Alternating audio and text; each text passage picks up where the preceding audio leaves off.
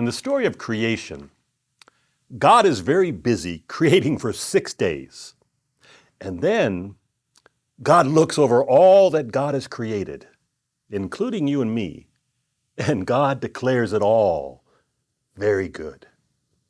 And then the Bible says, on the 7th day, God rested. God rested from all the work that God had done. So God blessed the 7th day and called it holy. Did you notice that the first holy thing in all of creation was not people or a place, but a day of rest?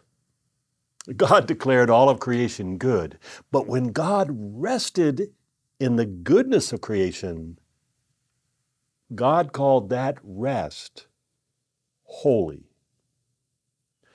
Now that's a different kind of God than the gods of busyness, hurry, production, achievement that our culture worships. Imagine a God who rests, a foundational part of creation, not an afterthought, but a foundational part of creation is rest. Rest is not a reward you might get if you work hard enough. Rest is a gift. Resting and delighting in the goodness of creation is an essential part of God's rhythms. Now, this is a different kind of God than the God we worship in our culture, that demands production, demands perfection, where we measure our worth by relentlessly trying to prove we are worthy. The God who rests invites us to take time to rest in the knowledge that we already are worthy. The God who rests actually makes rest one of the 10 commandments. Commandment number 4, remember the Sabbath and keep it holy. This commandment to remember the day of rest and to keep it holy was given to God's people at Mount Sinai during the Exodus when the children of Israel had just been liberated from slavery in Egypt.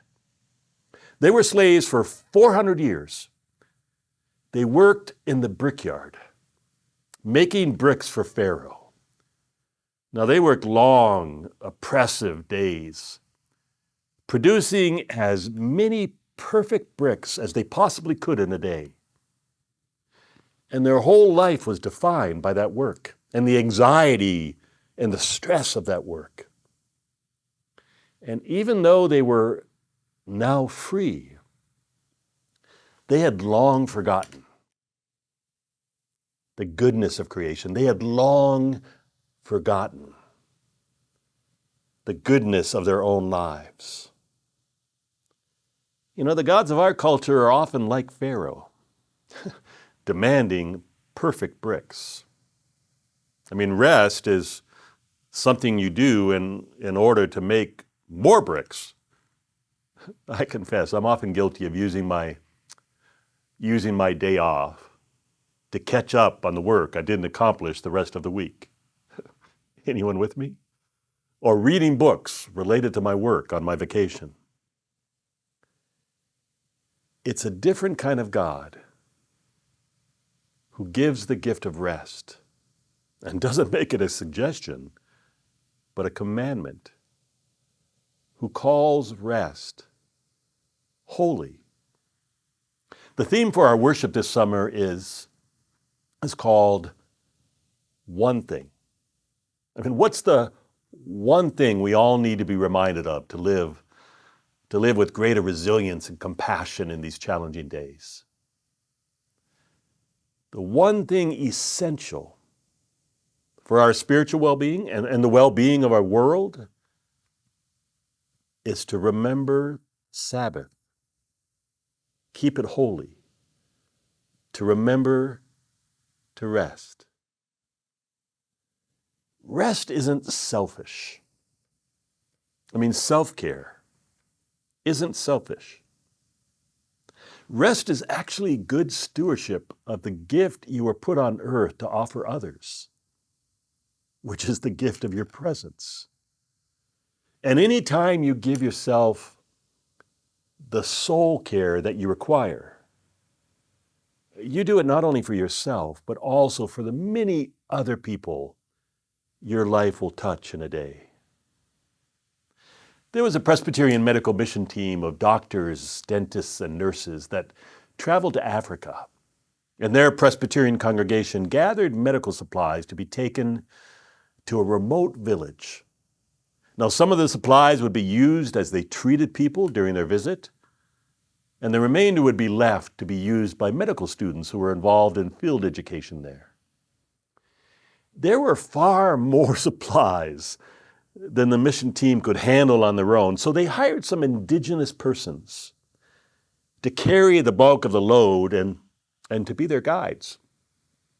It was estimated that it would take them 3 days to go from the city to this remote village. And off they went. First day went smoothly. In fact, the group covered more ground than anticipated.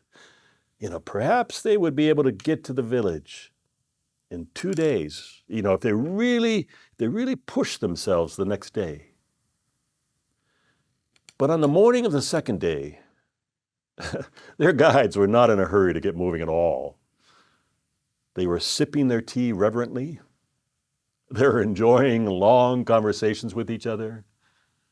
And when there was no sign of leaving and the clock said 10 a.m., one of the doctors dared to ask, "What's causing the delay in our travel? Why are we wasting time? We're not paying you to sit there and do nothing." And the guide said, "It's true. If we left very early this morning, we would be at the village long before we had planned. But you are mistaken if you think we are doing nothing. You see, it's only our bodies that have traveled this far. We are not wasting our time. We are resting and waiting for our souls to catch up with our bodies." The indigenous guides had the wisdom to know that when we are in a hurry, when we're constantly moving, when we're driven by our agendas, we don't allow our souls to catch up with our bodies. And we get out of sync with divine rhythms. We need the gift of rest. There's a tiredness that can be remedied by a good night's sleep. But there's another kind of weariness that can only be remedied by letting our souls catch up with our bodies. I was watching politicians and talking heads argue on one of the cable news networks this week. It wasn't anything new. It was the same tired arguments and the way of arguing that is so out of sync with divine rhythms. They were yelling, they were assuming the worst in one another, they were interrupting and talking over one another. They were demonizing those who disagreed with them. They were blaming and shaming each other. The kind of out of sync conflict and hostility we see played out every day in our lives together. I was watching this and I wanted to yell, "Stop! Just stop. Time out. Take a breath. Get up out of your chair. Go for a walk outside in silence. Find some grass. Take off your shoes and socks. Walk barefoot. Sit under a tree. Listen to the birds. Listen to the steady rhythm of your own heartbeat. Look around you. Be reminded of the goodness of creation. Be reminded of your own goodness. Let the flowers, the trees, the birds, the breeze tell you a different story than the ugly story of hate and fear that just keeps getting recycled. I so wanted to say to those people on television yelling at each other, clearly, your soul hasn't caught up with your body. Rest for a minute. Reconnect with your soul.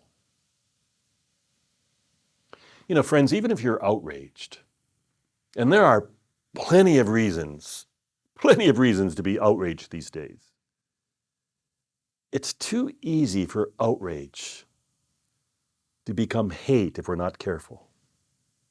It's really too easy to become a reflection of the ugliness we are protesting. Now, outrage can be a sign that your soul is awake to how out of sync we are with divine rhythms. But hate eats away at your soul. Hate eats away at the soul of our life together. And there's just far too much hate. One of our greatest spiritual challenges right now is to stay connected to our souls, to be reminded of the goodness of creation, to reclaim our own goodness, to see the goodness in others, to stay connected to what is holy and life-giving and soul-nurturing. How can we possibly live as the presence of God's goodness in the world when we ourselves are out of sync with that goodness, out of sync with the capacity to see that goodness in others? So God gives us a gift, the gift of rest, to let our souls catch up with our bodies. I mean, Jesus said, come to me, all of you who are carrying the weight of the world on your shoulders. Come to me, all of you who are drowning in a sea of despair. Come to me, all of you who are trying hard to be perfect, hard to make perfect bricks. Come to me, all of you who are not just tired, but soul tired. Come to me, and I will give you rest. The very first thing Jesus offers is a place to stop, rest. To be reminded that we are loved not for what we can do or accomplish, but that we are simply loved. And to be invited to simply rest in that love. You know, most people I talk to, maybe you as well, tell me why, it's impossible, just impossible to establish consistent rhythms of rest. Here's an interesting spiritual exercise I encourage you to try. Take a piece of paper, cut it in half, make 2 lists. And on one half of the paper, list all of the things that you know that give you life. List those things that you know that nurture your soul, those things that allow you to breathe easier and return you to yourself. List those things that you never take the time to do. Then on the other half of the paper, make a list of all of the reasons why you think it's impossible for you to do those other things. That's all there is to it. Just make the 2 lists and keep the piece of paper where you can see it. Oh, one more thing. Promise not to shush your heart when it shouts out for the list it wants and knows that your soul needs. Friends, let yourself receive the gift of rest. Do nothing for a day or an hour or even 15 minutes. Not because you're sick, but because you desire to be well. Talk someone you love into being well with you. Turn off all electronics. Put away your phone. Take a nap. Go for a walk.